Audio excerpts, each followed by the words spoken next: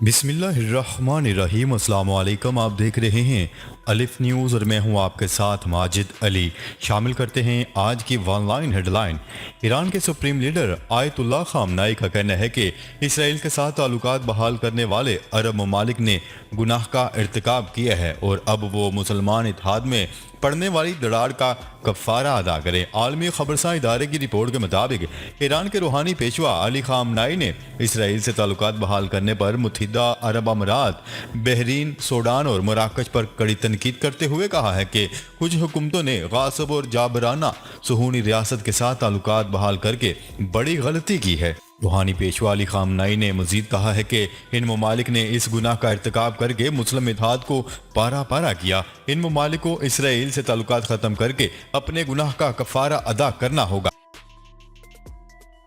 Sudan میں ہنگامی حالات نافذ، اگلے سال انتخابات کا اعلان۔ سوڈان کے آرمی چیف عبد الفاتح البرہان نے فوجی بغاوت کے بعد سوڈان میں ہنگامی حالات نافذ کر کے حکومت برطرف کر دی اور جولائی 2023 میں انتخابات کروانے کا اعلان کر دیا۔ عالمی خبرساں ادارے کی رپورٹ کے مطابق وزیر اعظم کو گرفتار کر لیا گیا، جبکہ فوجی بغاوت کے بعد آرمی چیف نے اعلان کیا کہ ملک کی خود مختار کونسل اور حکومت برطرف کر دی گئی ہے اور اینٹی کرپشن ٹاسک فورس بھی معطل کر دی گئی ہے۔ ذرائع کے مطابق وزارتوں اور ریاستوں کے جنرل مینیجرز نگران کے طور پر مقرر کر دیے گئے ہیں۔ سعودی عرب کے دفاع کی جب ضرورت پڑی پاکستان ساتھ کھڑا ہوگا، وزیر اعظم عمران خان۔ وزیر اعظم عمران خان کا کہنا ہے کہ سعودی عرب کے دفاع کی جب ضرورت پڑی پاکستان ساتھ کھڑا ہوگا۔ سعودی سرمایہ کاری فورم سے خطاب کرتے ہوئے وزیر اعظم عمران خان کا کہنا تھا کہ پاکستان سعودی عرب کے ساتھ بندھا ہوا ہے اور اس کی دو وجوہات ہیں۔ پہلی وجہ مقدس مقامات ہیں اور دوسری وجہ جب بھی پاکستان کو ضرورت پڑی سعودی عرب ہمارے ساتھ کھڑا ہوا۔ وزیر اعظم عمران خان نے کہا ہے کہ سعودی عرب کی سلامتی یقینی بنانے کے لیے پاکستان پرعزم ہے۔ پاکستان ہمیشہ اپنے مخلص دوستوں کو یاد رکھتا ہے۔ میں سعودی عرب کو یقین دلانا چاہتا ہوں کہ جب بھی آپ کے دفاع کی ضرورت پیش آئی تو دنیا میں کچھ بھی ہو رہا ہو لیکن ہم آپ کے ساتھ کھڑے ہوں گے۔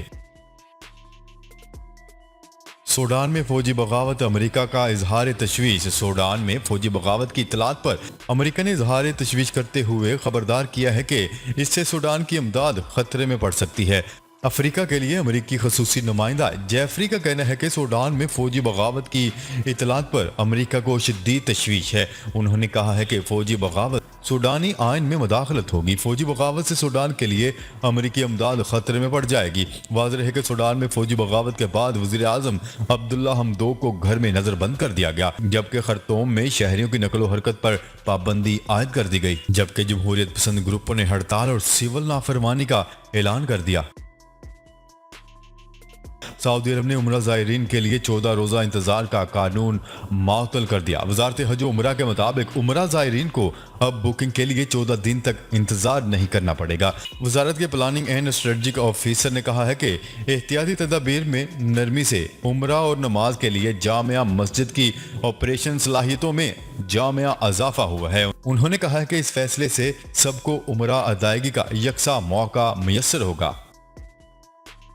چینی سائنسدانوں نے ایک ایسا خلائی ہتھیار ایجاد کر لیا جو مصنوعی سیارچوں کو اندر سے تباہ کر دیتا ہے اور باہر کچھ بھی پتہ نہیں چلتا۔ اس خاموش اینٹی سیٹلائٹ ہتھیار کے بارے میں چین سے شائع ہونے والے انگریزی اخبار ساؤتھ چائنا مارننگ پوسٹ میں تفصیلی خبر شائع ہوئی ہے، جس سے پتہ چلتا ہے کہ یہ خاصا غیر روایتی ہتھیار ہے۔ خلا میں پہنچنے کے بعد یہ اپنے مطلوبہ سیٹلائٹ تک پہنچ کر اس کے اخراجی نوزل کو جکڑ لیتا ہے اور اپنا دھماکہ خیز مواد اس کے اندر داخل کر دیتا ہے۔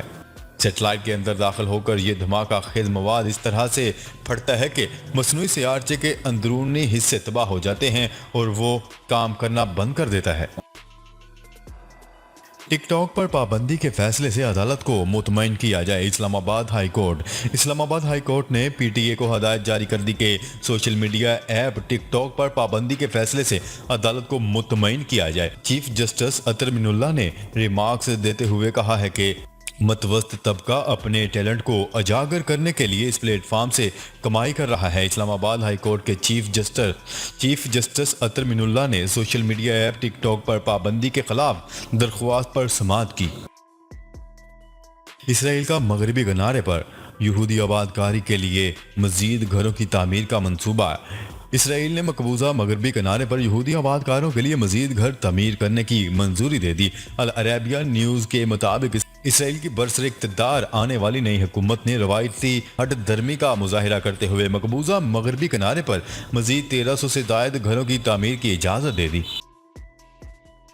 افغانستان میں 2 کروڑ 20 لاکھ افراد موسم سرما میں شدید غذائی عدم تحفظ کا شکار ہو سکتے ہیں، اقوام متحدہ نے خبردار کر دیا۔ اقوام متحدہ کے ذیلی ادارے نے خبردار کرتے ہوئے کہا ہے کہ افغانستان میں 2 کروڑ 20 لاکھ افراد موسم سرما میں شدید غذائی عدم تحفظ کا شکار ہو سکتے ہیں۔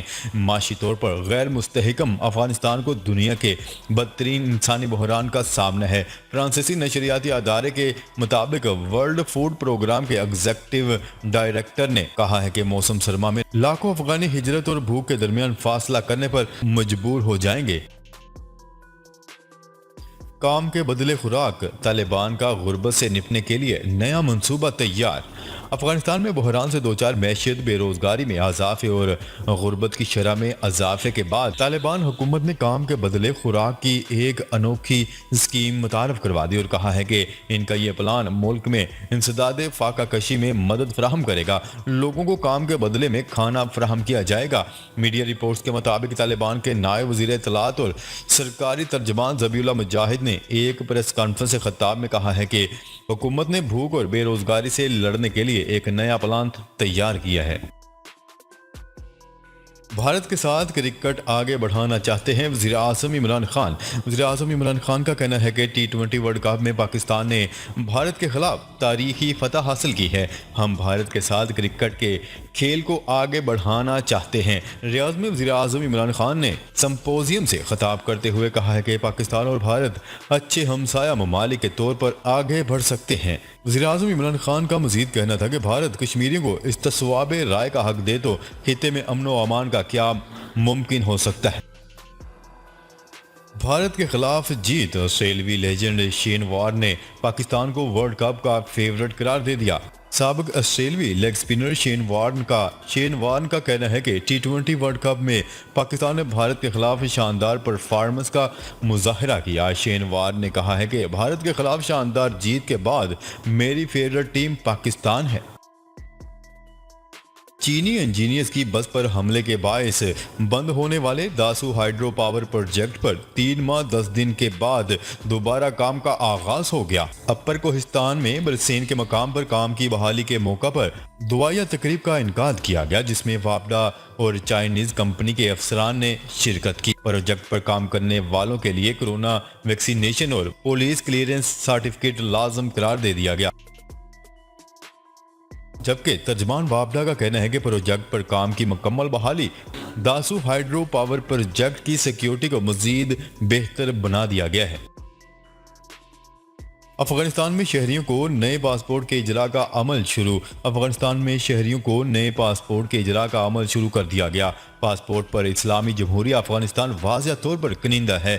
پاسپورٹ آفس کے ہیڈ مولوی عالم گل حقانی نے بتایا ہے کہ اب تک نئے پاسپورٹ کے لیے 1,80,000 درخواستیں موصول ہو چکی ہیں، جن میں سے 24,000 جلد جاری کر دیے جائیں گے۔ انہوں نے مزید کہا ہے کہ نئے پاسپورٹ پر اب تک متعدد افراد بغیر کسی رکاوٹ سفر کر چکے ہیں۔ چین میں 5G فونز کی ترسیل رواں سال کے پہلے 9 ماہ میں گزشتہ سال کی نسبت 70.4% بڑھ کر 18 کروڑ 30 لاکھ یونٹس تک پہنچ گئی۔ وزارت صنعت و انفارمیشن ٹیکنالوجی کے تحت ریسرچ انسٹی ٹیوٹ China academy of information and communication technology نے کہا ہے کہ اس عرصے کے دوران ملک کے کل موبائل فونز کی ترسیل کا حجم 73.8% رہا۔ پاکستانی روپے کی قدر میں کمی اور ڈالر کی قیمت میں اضافے کا سلسلہ جاری ہے۔ ڈالر 174.50 روپے کا ہو گیا۔ فاریکس ڈیلرز کے مطابق انٹر بینک میں ڈالر مزید 50 پیسے مہنگا ہو گیا۔ انٹر بینک میں ڈالر کی قیمت 174.50 روپے ہو گئی۔ اس سے قبل 22 اکتوبر کو ڈالر کی قیمت 174 روپے سے تجاوز کر کے 174.10 روپے ہو گئی تھی، جو کہ تاریخ کی نئی بلند ترین سطح تھی۔ جبکہ آج روپے کی قدر میں مزید کمی دیکھنے میں آئی ہے، جس کے بعد ڈالر کی قیمت 174.50 روپے ہو گئی ہے۔ جی تو ناظرین اب تک کے لیے اتنا ہی. مزید خبریں لے کر بہت جلد آپ کی خدمت میں حاضر ہوں گے. تب تک کے لیے اپنا خیال رکھیے گا. اللہ نگہبان.